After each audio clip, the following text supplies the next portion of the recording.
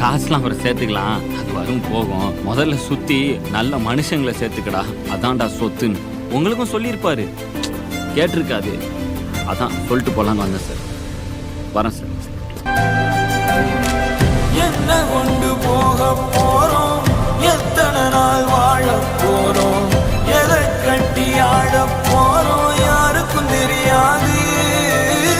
சொத்து சுகம் கூட வருமா, சொந்தமின்றி நீ தனி மரமா, நிற்கும் வர உனக்கு அது புரியாது. கொண்டு போக போறோம், எல்லாம் ஒரு நாள் சாக போறோம், மிஞ்சி போனா என்ன